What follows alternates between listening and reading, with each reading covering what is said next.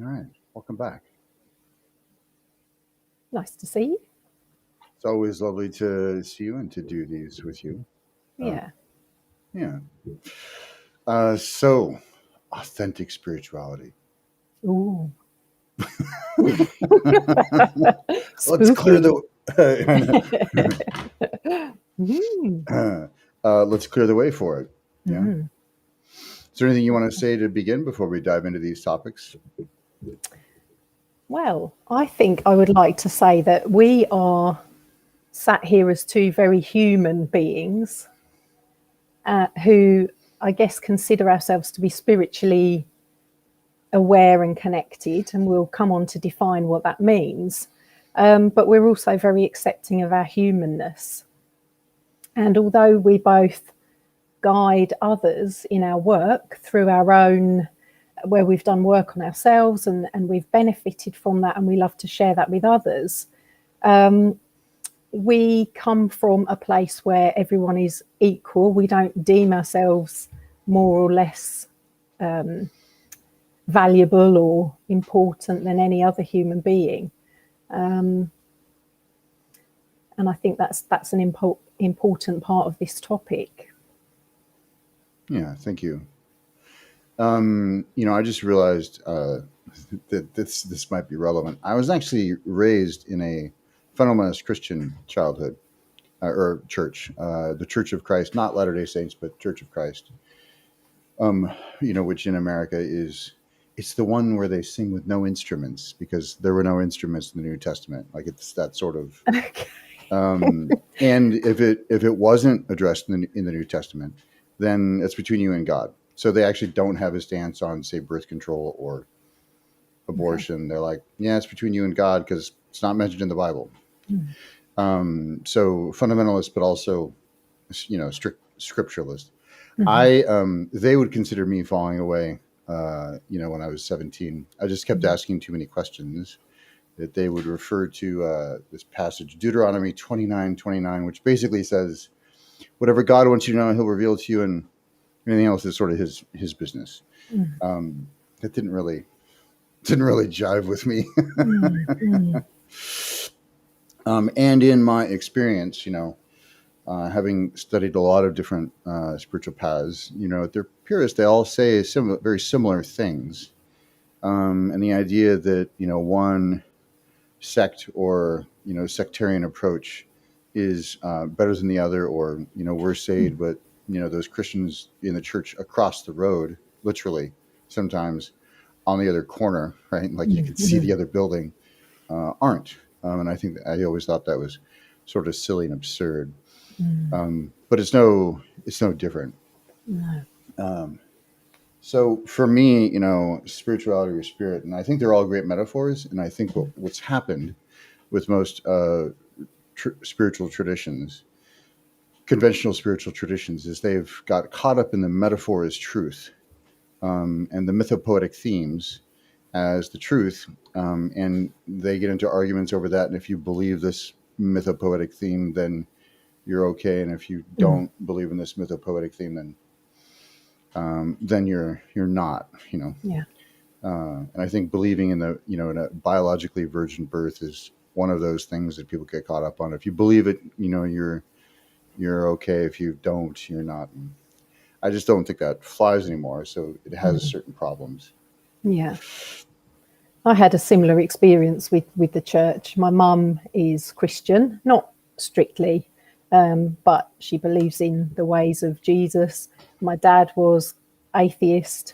Neither of them tried to mold me, but I did enjoy the connection of church at one point until I started, like you, to question, hang on a minute, so you're saying that my dad's evil because he doesn't believe, and so he's going to go to hell, and yet he's a good person.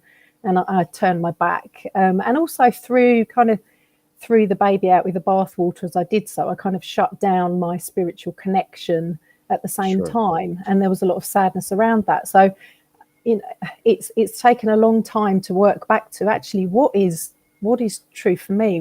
Where is this middle ground? Because I know there's something, but what is it? Yeah.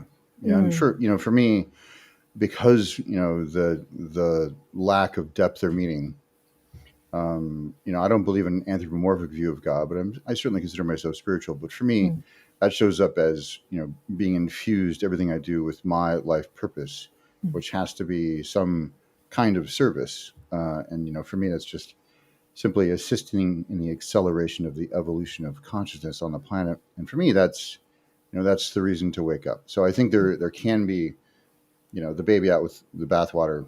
There can certainly be I don't know, a crisis of meaning that you have Mm. to get through. Yeah, I Um, agree. yeah, good. Mm, Well, thank mm, you. And so let's talk about mm. ego, shadow, higher self, spirit, spirituality. Oh, so I much mean, to cover. Where should we I mean, start? I mean, ninety Mm, percent of 90% of philosophy is defining our terms. So, um, mm.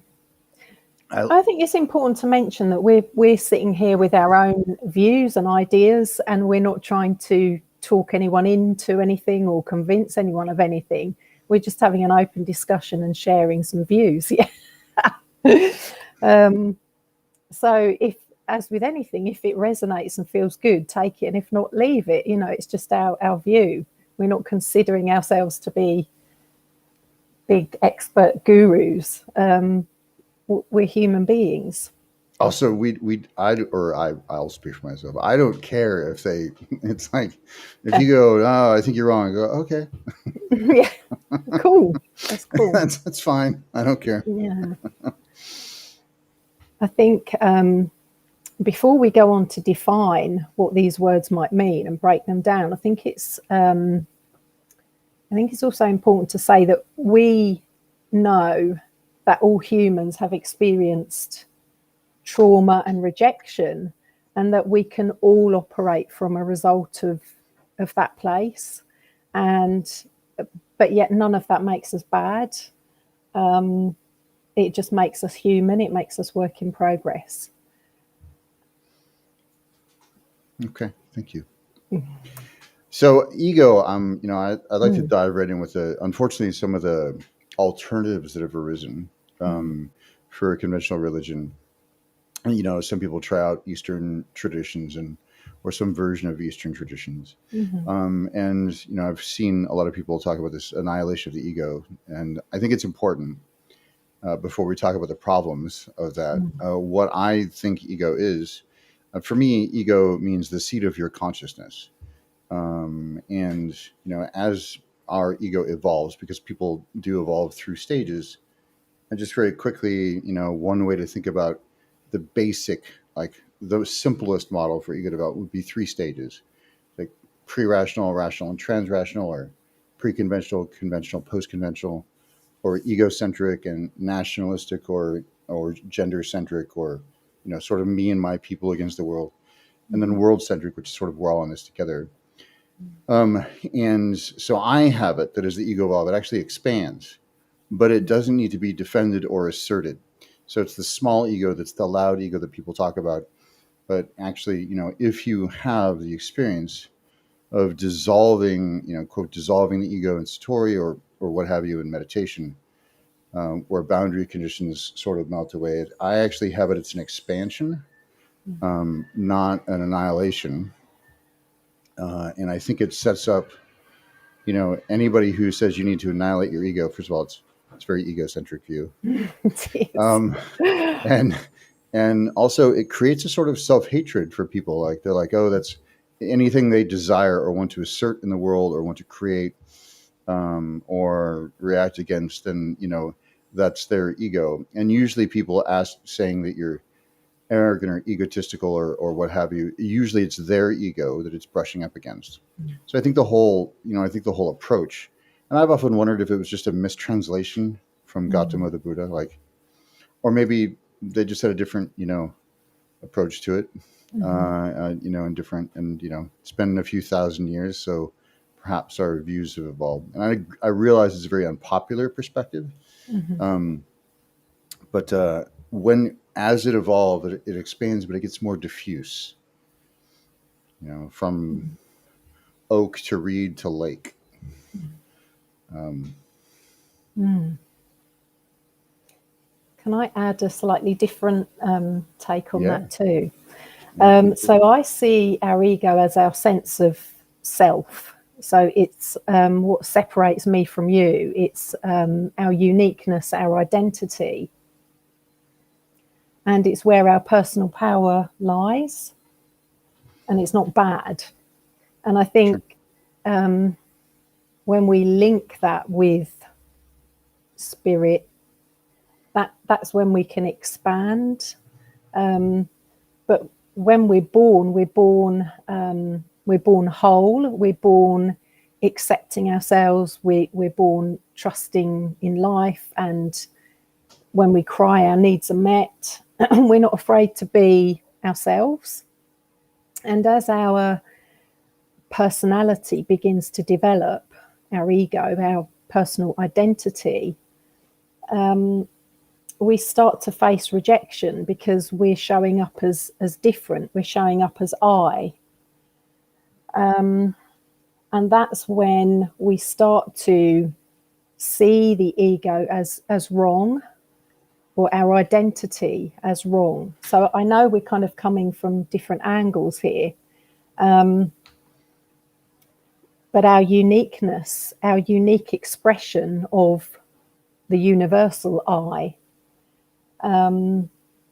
is what we desire to bring to the world.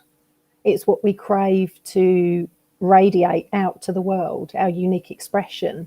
And yet we're told that by society, by religion, by culture, that, oh, you're too this, or you're not enough that. And in order to Right. fit, we kind of put a lid and we shut it down and we see it as wrong. And that's where I see that's what I would call the shadow, is the rejected part of self. So that's where I come from. Yeah, I don't have any, I don't have any disagreement with that. I agree with all of that. And I think that and often what I look at is, how does this apply? Like I see a lot of people talk about archetypes, and they say, well, Jung said this, and Nietzsche said that. And I'm like, okay, great, but how does it apply? How does it actually functionally work? And how well does it work in the real world, or how should it be applied in the real world? So I agree with everything you said. I also think that most people who are trying to get rid of their ego haven't developed a healthy one yet, as you've said. Like they haven't explored their self-expression to a high enough degree to even say, okay, well, I don't need to do that anymore. To include but transcend, like, where are the pieces that I could get rid of for greater efficacy in the world, and what are the pieces I want to keep? And I read something about Mother Teresa, and apparently she was a very intense personality in person, like radically intense and unique to be in. Like she wasn't some humble personality free human. She was very, very intense and very very powerful, like personal presence, very powerful. Ramana Maharshi famously wore, like, he drove Italian sports cars and wore Italian leather, these outrageous Italian leather shoes, and he had his own personality, even though he was this I don't know what you would call him, a guru for lack of a better term, but somebody very, very spiritually developed. And there's nothing wrong with that, any of that. I think a lot of people are afraid of other people's self-expression for various types of reasons, right? And they want, not only do they need to fit in, but they want you to fit in. And I think it can be confronting for them. Like your degree of personal freedom can be very confronting for them. So they want to tap down on that. And it's a tricky line between validating that, and then getting bad results. But also having enough wisdom and insight to say, that's where they're coming from, why they're doing that. And to either just avoid them, evasion, or have compassion for them because of their limited world. But I still choose to just not relate with a lot of people as a result. Yeah, no, I totally get that. I have a Yeah. slightly different aspect for. I mean, it's complementary. It's not in Mm. disagreement with shadow. But I do think, there's different versions of shadow out there in transformational communities. One is like the thing that you don't see that someone can like almost like a blind spot. Mm. That's not the thing I talk about. But really the disowned or fractured self, the parts that you don't want to admit, you Yeah. see, but you're like, oh no, that's not, that's not that, that's not really part of me, or that's not really me. Mm. Right. That Mm. wasn't really me. That was, I don't know what was going on with me. No, that was you. Yeah. Leaking out. Yes. Yeah. Yeah. Yeah. And Yeah. I think resisting the ownership of that actually delays the integration of it. Yes. Yeah. Yeah. Because we put a lid on the part of ourselves that we fear will be rejected, and then we create this false identity, which is actually exhausting to Right. keep up with, and it serves no one. So yeah, again, I totally agree with everything that you're saying there. Mm. There is this, when we talk about uh, sort of a higher self, or spirit, or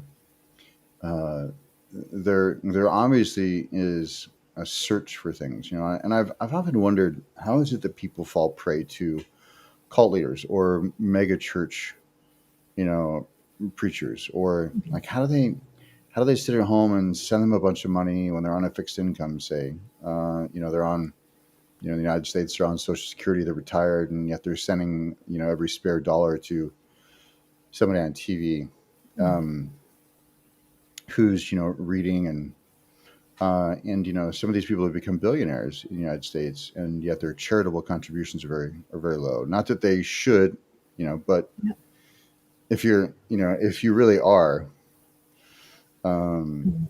if you really are, walking that path, they Mm. should be charitable by their own belief system. Yeah. I've often wondered how people fall prey to this, Mm. and maybe it's because they haven't yet developed a unique identity. They haven't yet developed enough agency. Um, I don't have a good answer for that, but I'm Mm. always stunned, and it's just becoming more and more obvious that a lot of these people are just con artists or grifters. Mm. Mm. Um, but yeah, I do think it speaks to people's need for spiritual connection, Mm. and they don't have access to anything else, maybe. So I don't know. What are your thoughts on that? My thoughts on that are, again, it comes back for me to ego, which is our where our personal power lies. So if we don't trust in our own self, we then will give our power elsewhere. We will hand our power to someone else because we don't believe that it's okay for us to be a powerful creator, which we all are. That's where I sit on that. That are we willing to, because also we all have power, we have willpower, we have free will, but are we going to choose to use that power to create the kind of life that we want to, or are we just going to hand it over to something else, so that Yeah, we don't have to deal with it ourselves? I think that's true in both directions too. Anytime we give our power away, we're also abdicating responsibility. Mm. And that can be ownership of our power, of our Mm. gifts. Well, it wasn't me; it was just God working through me. Okay. Or it wasn't me; the devil tempted me. Oh, okay. Mm-hmm. I mean, Mm-hmm. and I think any time, or this person, like, you're in a relationship and the relationship ends because it wasn't working, and you vilify the other person, Mm-hmm. thereby giving away all of your power of your own personal development. Because if you took responsibility, you would actually gain more power, even though it's harder for people. It's easier to just blame the other person, but in doing so, you give away all your power. And anytime you're complaining, in a way, you're blaming, in terms of relationships. But Yeah, it's problematic, and it slows spiritual growth, I think. It does. I mean, do you think? I think it would be helpful to define spirit and spirituality as well. So for me, spirit is the energy that moves through us, that connects us with all that is. So it's our life force, it's our juice, it's our inspiration, our rhythm, and it's our link to source, whatever you deem source to be. But it also connects us to each other. So whereas ego is I, me, spirit is our connection to everything, to nature, to each other, to everything. For me, that's how I see spirit. So it moves beyond the physical. It moves beyond the mind and the body, and connects to everything. Yeah.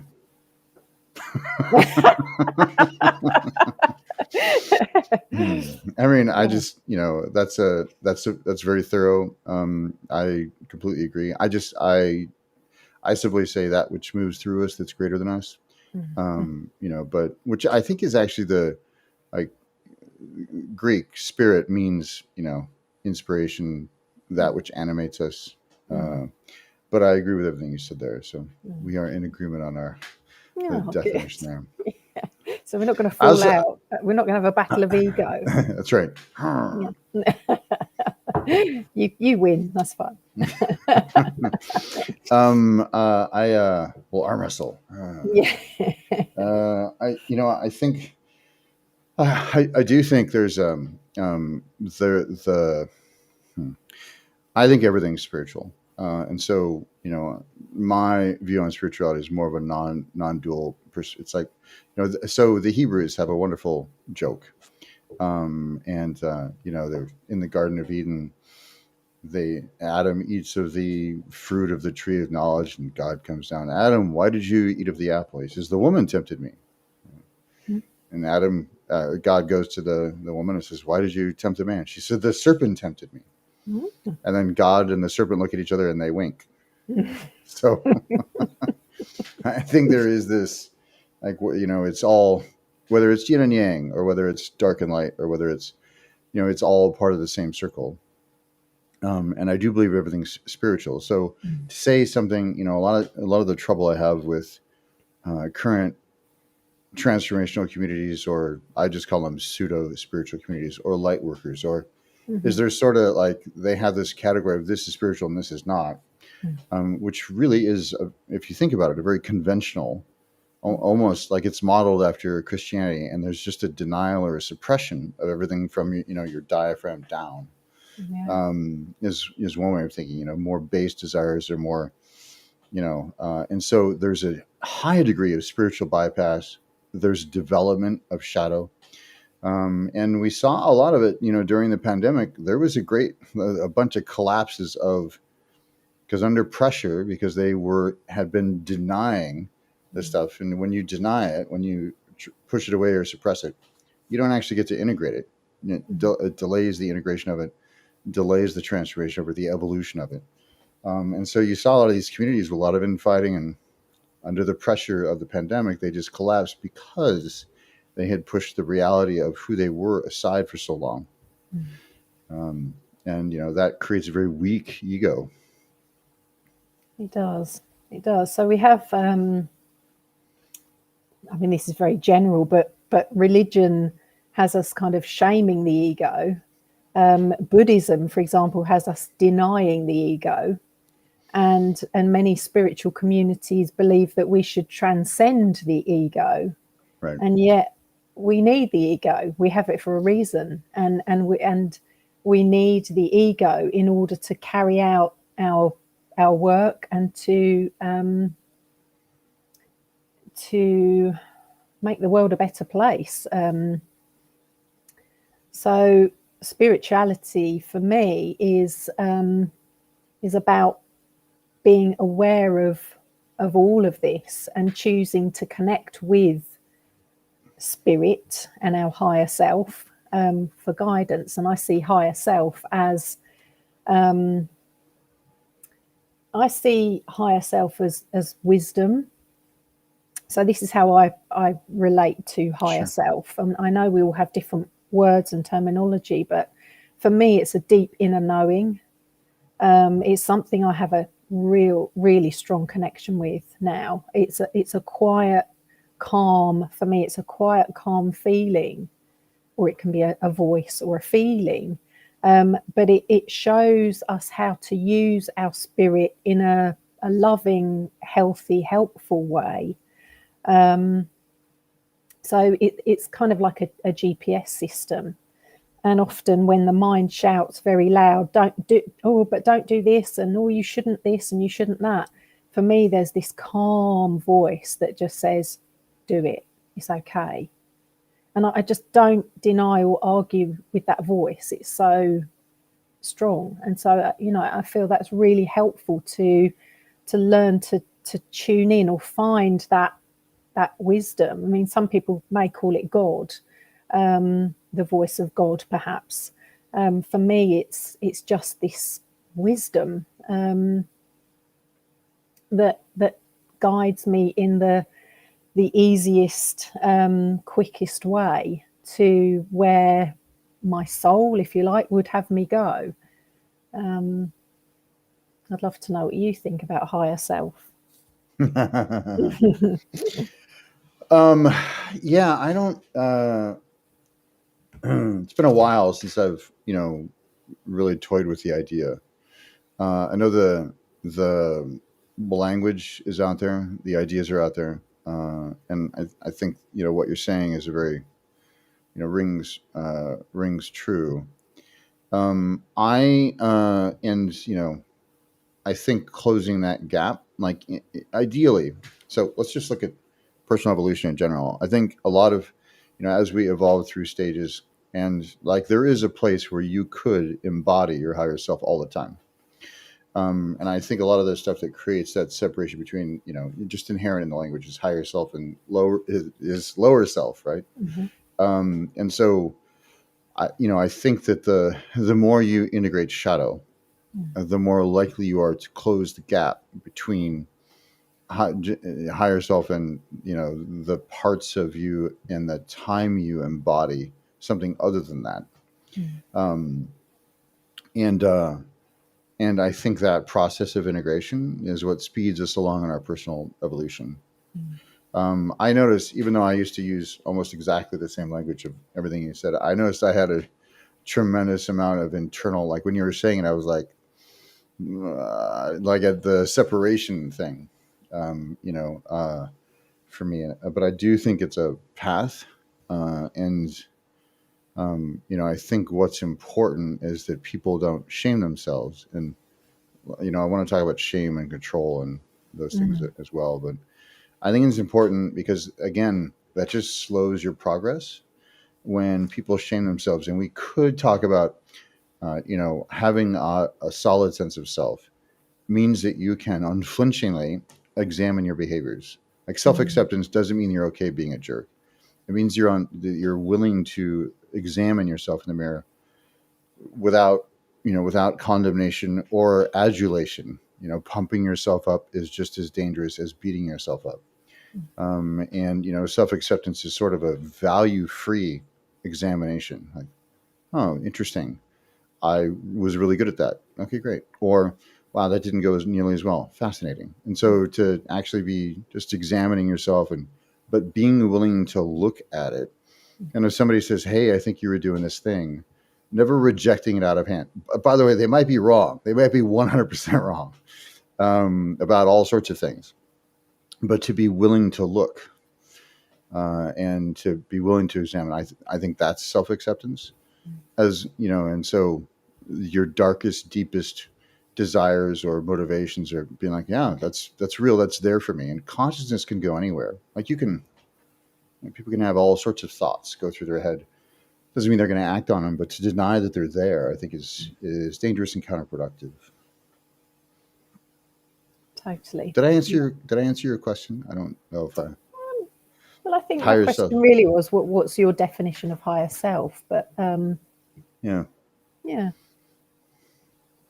Yeah. I don't really, if I were to make one up right now, I'd say that which people strive to be. Mm.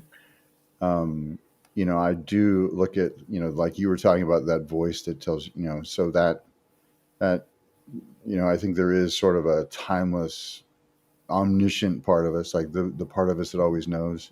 And I Mm. think getting into deep, wherever that comes from, I don't know, could be spirit, could be collective unconsciousness, could be, Mhm. whatever it is that we're tapping into, but, or it could just be your intuition, which is being able to, without a instinct and intuition, by the way, or like instinct lower in the body, that feeling, Mm. intuition higher, freer floating, connecting things randomly that Mm. seem random, but it's because of your knowing or your seeing. Mhm. So I would think, uh, we could say higher and lower self are there, instinct versus intuition. Mm. I think a lot of people define higher self as the good and ego as the bad, which Sure. I see differently. Yeah. I don't It's see all good. anything as bad. Yeah, Yeah. It's all good. yeah, yeah, Some gets better results than others, yeah, but to judge it as morally bad or wrong is sort of a 4-year-old approach to spirituality. yeah. Absolutely. That's so Uh, bad. Yeah. Okay. I'll give you this candy if you're good, or I'll send you to timeout with George Carlin. Absolutely. If you do these things, if you do any of these things, these list of 10 things, and he'll send you to a place of fire and burning and torture where you will suffer and suffer till the end of time. But he loves you. He Yes, he loves also you. loves you very much. He loves you, and he needs money. Yeah. Somehow he's all knowing, all powerful. Somehow just can't handle money. Uh, Yeah. And is it any wonder that we put a lid on, on it, on that expression? right. So when I think about our will, our power to create, we can create from a place of fear, or we can create from a place of love. And again, neither of those are wrong, but we're going to have consequences, aren't we? Whatever we do, we're going to feel into whether that, oh, actually, that didn't feel good when I did that, or that did feel good. If we can start to trust in our own way of navigating life, that seems a lot more compassionate to self. Yeah, I think there's a few things there. One is, I like to distinguish between what feels good and what feels right, because Mm, sometimes what feels right to do might be really mm, uncomfortable. Like this is the right thing to exactly. do, and I have it. Mm, There's a different texture to them, mm, and I think a lot of people, like you and I, probably agree on this, but I think a lot of people misuse the, well, that didn't feel good or this feels good, when really it's just their comfort. That's, mm, like there's something they should do or shouldn't do for interpersonally or for their own development. It might mm, feel really uncomfortable, but it mm, feels right. Like it's the right thing to do. And I think we've, not that there's anything wrong with pleasure or, but I think a lot of people do something that feels good in the moment, but later on, they, go, oh, well, I didn't think far enough out or like that. mm, mm. Does that make sense? Yeah, absolutely. Or maybe when you're, the next morning when your head's over the toilet and, big hangover, it's like, that wasn't a Exactly. great idea. Yeah. Right. Sure. But Sure. it was Sure. fun. Sure. Hey? Right. Right. Right. Yeah. Oh gosh. Mm. Yeah. So maybe to talk about how we can heal the shadow or integrate, however we want to term this, as moving away from or healing this kind of rejected sense of identity, or all of the things that we've suppressed. to start to integrate those, it takes time, and it involves a lot of allowing. It's not an overnight fix, but there are ways that we can help this along, and things like getting really honest about our needs, our desires, our wants, actually facing up to what those are, I feel is a great act of self-love, and to start to heal the rejected part. What do you feel about that? I think you don't go anywhere without being willing to examine and being truthful with yourself. And there have been times where I have almost jokingly said to people, "Hey, you can lie to me, but just don't lie to yourself." Like I see what's going on, and I don't care if you admit it to me or not, but at least admit it to yourself. I think there's a few things. One is you have to develop enough, metacognition to be able to observe yourself. I think and whether you do that through meditation or micro, I have it that navigating your own interiors is a physical skill, so it requires practice. And I don't think that gets enough press. Like, the ability to navigate your interiors, have some separation from your thoughts, to see your thoughts so you can see what serves you and what doesn't serve you, your desires, all that. So I think that's important, not just be run by your desires or by your thoughts or feelings, but to be able to observe. And then, I think to be there's a process I taught this weekend. There's a whole book on the process, by the way. I'm halfway through an NLP training, neuro-linguistic programming training I'm facilitating. And one of the processes we taught this weekend is something called core transformation. And there's a whole book on the process. And essentially it's to get in relationship with that part of you that, say, desires that or is doing that thing that you feel is out of alignment, and to actually have a conversation with it and see, what, I know you're doing something good. Your intention is good. What is it that you're trying to do? And it could be a horrible behavior, but what comes out in terms of its positive purpose, something like, protection or keep you safe, and then you have an access to chaining up through, once I'm protected, then what do I get? Well, if I'm protected, then I get to, feel safe. Well, then once you feel safe, what do you get through that? Well, then I get to be myself, right? And you do this chaining up more and more in abstract until you always get to some place that looks like God or spirit or universe or oneness. And then you anchor that state, associate them to that state, and bring it back down. And it might take 10 minutes or it might take 40 minutes. But then you have essentially that unconscious part of you that was acting out of alignment with, say, your higher self. Then it dissolves into the larger whole. And essentially, because that behavior or that way of being is essentially obsolete, like it no longer is relevant. And so, there was a time, I've been actively developing myself for 30 years and have had clients for 15. And one of the things I have always, or used to think, was that our very purpose in life was to reintegrate the fractured self or the disowned self, until, like, one of the, this is before I had more complicated views, but to assent, like, we're born whole but fractured. And it's not wrong. It's just there's all these parts of ourselves that were, that as we developed, we were born whole, but as we developed, we had these fractured self based on traumas or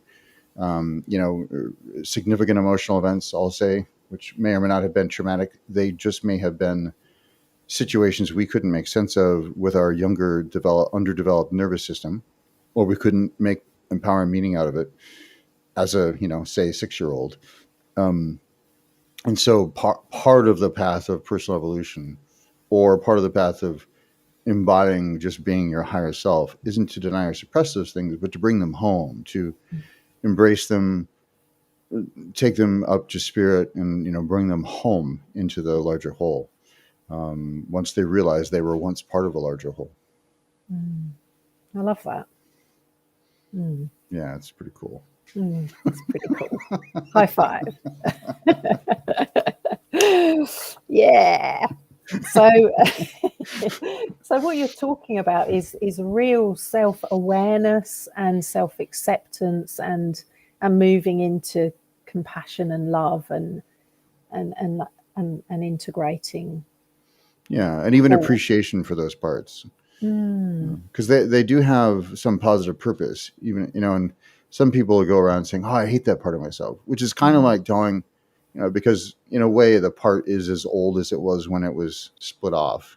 yeah. So you run around saying, "I hate that part of myself." It's kind of like telling a 4-year-old, "I hate you," and it's doing what you told it to do back then. Mm. It's just no longer necessary.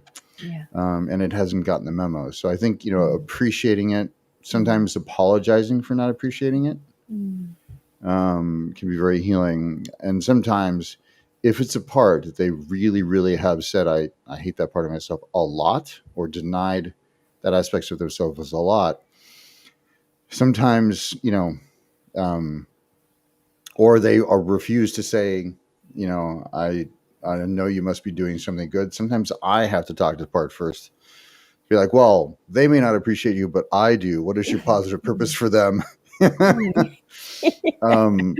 yeah, everything you said, plus appreciation and gratitude to, because they might be pouting, the part might be deeply hurt by hearing that you hate them all the time. Yeah. So there's a lot of something I talk about with my clients and groups a lot is self-soothing, learning how to self-soothe when we notice those things coming up. As part of compassion. Yeah. So noticing patterns as they arise, that's something that's really useful and also relevant to what you've just said. And choosing to make better choices that feel good to us. Yeah. I want to talk about shame. Can we talk about shame? Oh, yes. Let's move on to it. Yeah. So I have it. Shame has no purpose other than to control people when used. But I'm gonna say a couple of very controversial things. Shame requires your consent. So if somebody shames you for a thing, and you have to be like, yeah, some part of you has to be like, yeah, maybe they're right. Whether that's slut shaming or whether that's like, I can't believe you did that thing, and you go, oh yeah. And I have it. It is also the imposition of your value system on somebody else. So your moral code, sort of the imposition of that. And you have an option, in terms of your consent, you have an option to be like, yeah, that's my moral code or not. And I think a lot of people want to impose, pretty much the entire world right now is the imposition of my moral framework on you, and like every election is a battle between moral frameworks.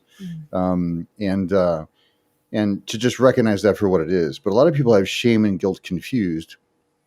And so I'm going to point to the sensations of it. Guilt is when you violate your own value system, like the realization of that.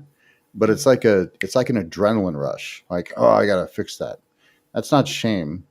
And there's feelings of shame, which is this heavy, oppressive thing, is not guilt. And so I think a lot of people have them collapse. So they're different sensations. Guilt is realizing you violated your own value system. Shame is then making the extra move of thinking you are, therefore a bad person. You're making meaning of it, which ironically slows down the amount of time before you make it right. Like, you have to get through the shame cloud before you can actually fix the situation. So just recognizing that shame is making something, it means something about you that's, whether you're unlovable or unworthy, or it's just not true. You're making it up. But also, if you've done a thing, it slows down the amount of time before you can actually make it right. So it actually interpersonally gets really bad results. And you could even view it, or I have sometimes viewed it, as simply self-indulgent. It's this weird, like, if you're shaming yourself, if you're in shame, there is an odd sort of and people get kind of addicted to it. There's sort of an addictive aspect to, like, they just beat themselves up all the time. It's like, quit doing that. Like, but don't shame yourself for shaming yourself. That would be, Whatever you taking do, it. yeah, that's just going too far. Yeah, Oh my God, that's I'm such a piece That's of shit shameful. that I'm a piece of shit. Oh God, it's hilarious. Yeah, yeah, I agree. Guilt is that feeling of guilt for me is I've done something wrong and I need Right, to put it right. And shame right. is there's something fundamentally wrong with me. I'm flawed. Yeah, and And I agree that you can hide behind shame. Our shame stories can be, oh, actually, there's something wrong with me, so I don't need to do anything about this because I'm just whatever. I'm just an anxious person, so I'm just this or right, I'm just that. right. And I'm going to say that nobody is just anything, Agree. or whoever they think they are, they're greater than that, no matter what. They're more than that, no matter what, Yeah. no matter how they identify. Um, so in terms of, but I do think in terms of religion, or like shame has done more, it's a major tool, right? It's a major tool to control people, whether it's, the classic Jewish mother, or stereotypical Jewish mother. I shouldn't say classic.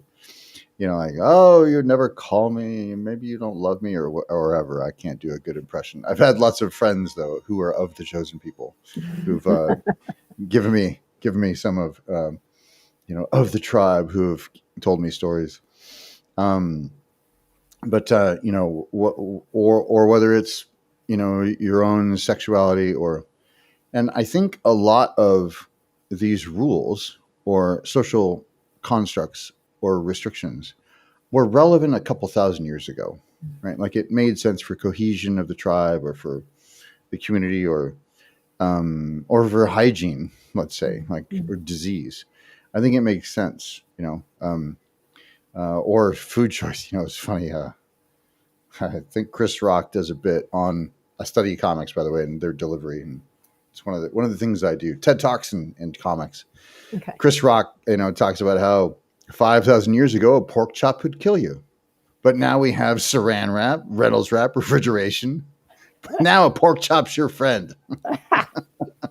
Like, well, you shouldn't eat pork because it's like, well, okay.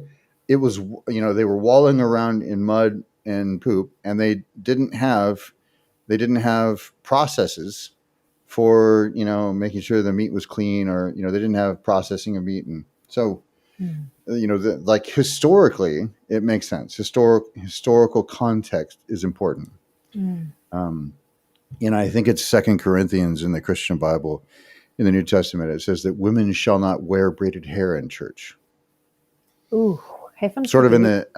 the, and I think it's actually in the same chapter where they address homosexuality. And I was like, maybe there's some historical context there. Maybe there's, or maybe Paul just had a problem with the people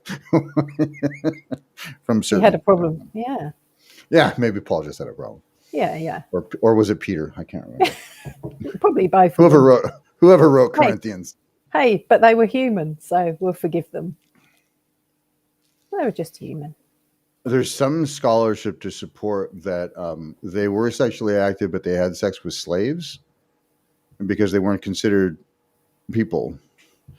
Right. And it's and there's this, and I read a paper about them. I think, two of the apostles exchanging a slave back and forth, and that there actually was a sexual. I'm just, right now my mother's going, oh, more blasphemy from Jason.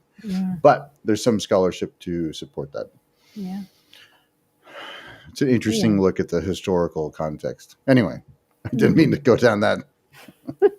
Well, I guess it shows that we can justify anything on some level, can't we? We can attempt to justify anything and have other people buy into that. Yeah. But if it doesn't feel right, then it's not right. And in terms of belief systems, I've long had this phrase, maybe 20 years now. Most people's belief systems are hand-me-down belief systems. Yeah. They go to the church they go to because their parents went to it, Yeah. or very few people choose their spiritual path powerfully and independently. For most of them, it's given. Yeah. And even if they don't choose it, they're the one that's handed down to them. They're just a non-practicing or but like there's a still lack of independence from it. And I think it takes a very healthy, very well established sense of self to say, yeah, I'm not gonna do that. I mean, right now my parents are, I'm sure, praying for me. But one of the challenges is I have trouble with, like I've referred to, and this is socially not very effective of me, but I referred to it as the Christian mythology, or, your God, or which doesn't build a rapport.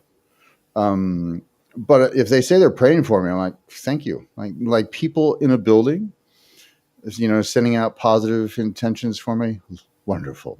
Yeah. But I'm not going to sing hymns if I go to church with them, like, because I don't believe it. And for some people, that's very upsetting. For some people, at least they know, the truth and authenticity of it, I think is important.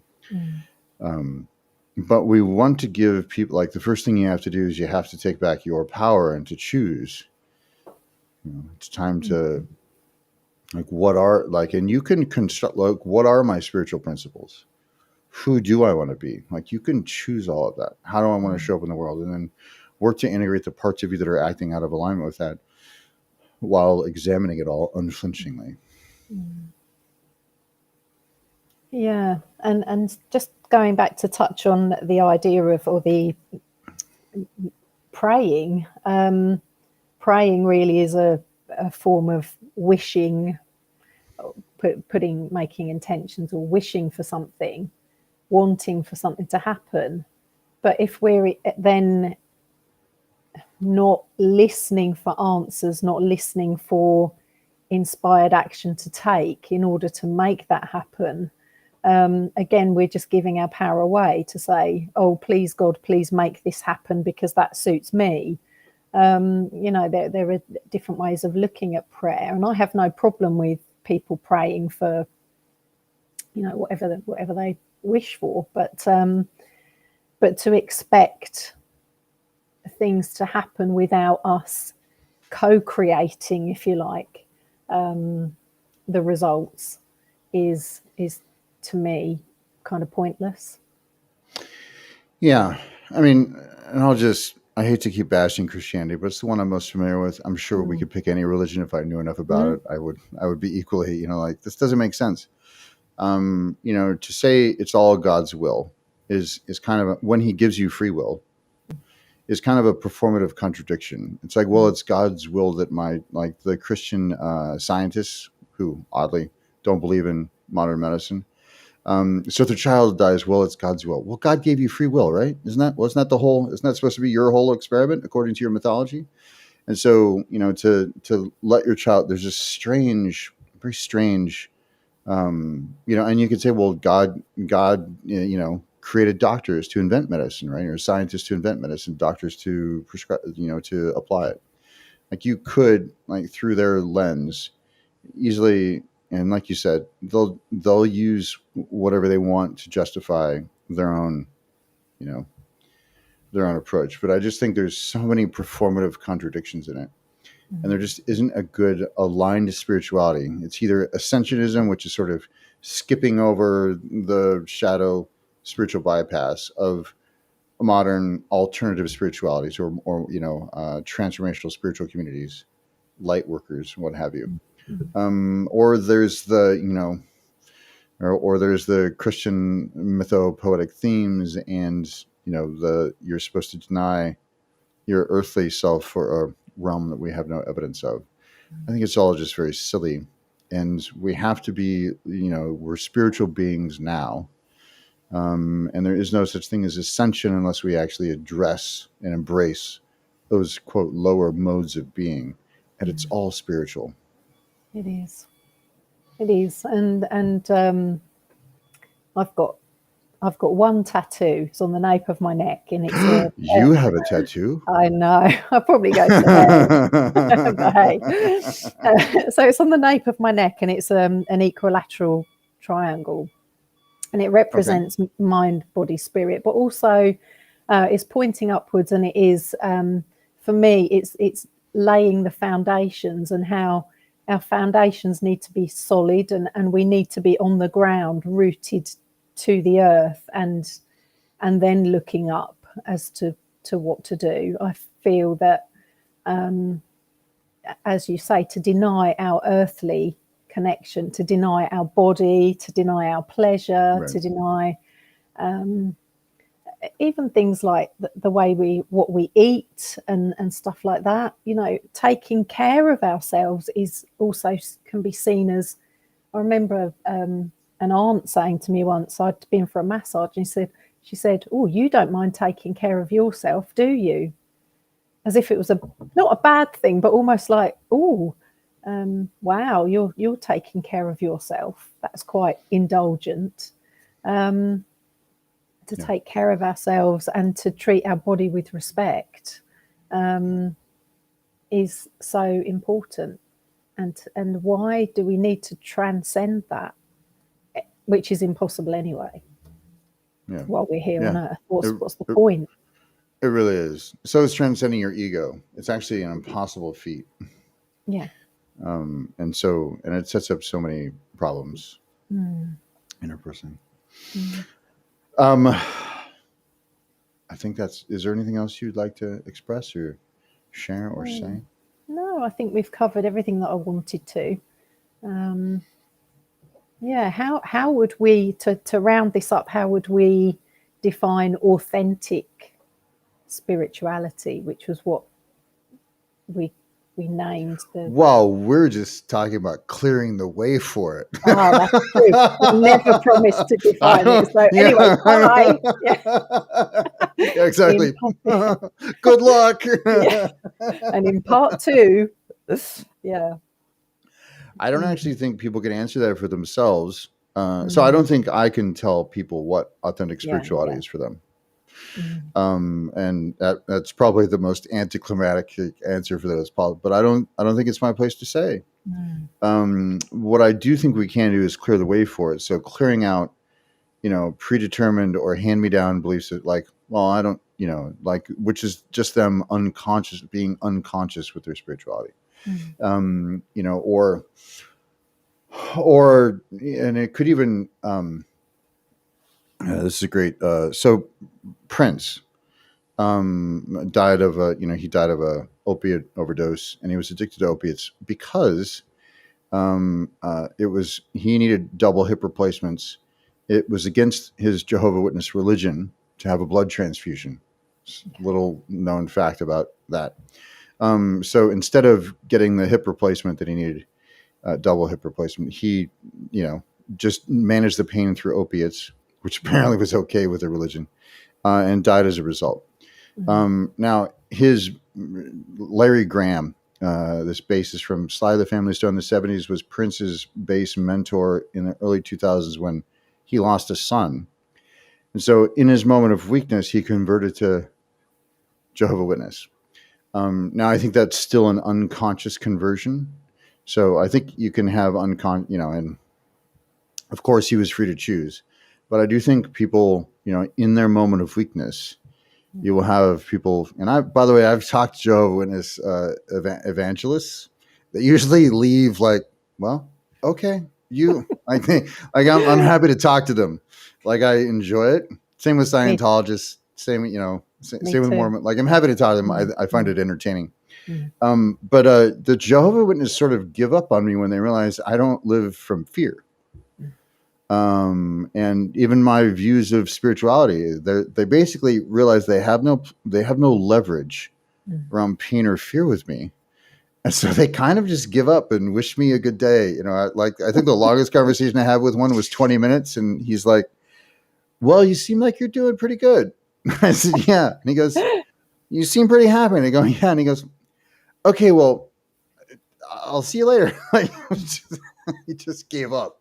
Yeah. And I think it's indicative of where, these religions come to people in times of crisis. And that can also, so you can get it handed down, but you can also, in a moment of weakness, when you don't have enough access to your personal power or access to tools and resources for yourself, in a moment of weakness, I think people essentially get preyed upon, even if it's with the best intentions. And, I don't even know what now I'm rambling. I don't know.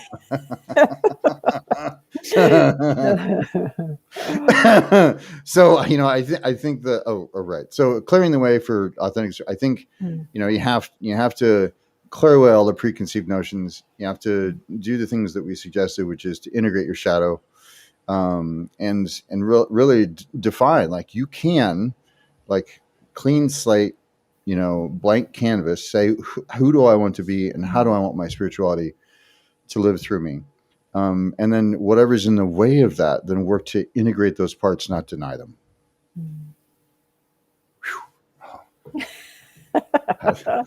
Joy, yeah. I stuck the landing at the end there, at least. Yeah.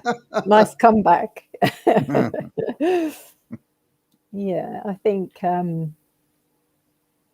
we have this underlying desire to radiate our unique expression out into the world for the greater good. That's our purpose, and I think it's so important that we reclaim that for ourselves and the world. So it's a great topic. And be prepared for the cultural, familial, communal pressure against it. Yeah. And there's nothing wrong with transcending blood ties. I don't believe the whole, like, well, you chose your parents or your parents chose you. Some of these mythologies think that, and I think that's a fun way to. It's just like the twin flame idea, or these ideas that it can be an empowering way to relate to it. Like, well, that this was predetermined for the purpose of some karmic thing, to learn a thing or to develop a thing, or okay, sure. Or you're in a dysfunctional relationship, but you're like, oh, I'm here for the personal development of it. Okay, sure. And I think these are whole mythologies that have been built around staying in really shitty connections that are perhaps very damaging. And not that it's not an empowering way to relate to it. It kind of is, but at some point there's diminishing returns, and you don't necessarily need to develop that thing with that person. And there's nothing wrong with transcending blood ties, which would mean extricating yourself from a toxic family system. There's nothing wrong with that. And so a lot of people live out of obligation rather than, out of true desire or fulfillment in their relationships. They're sticking with it just because they said they would at some point, even though it's killing them inside. So I think that's another, Definitely. Yeah, we need to evolve beyond, for sure. Yeah. Thank you, Jo. It's always a pleasure. Thank you. Yeah, absolutely. You take care. All right. Cheers.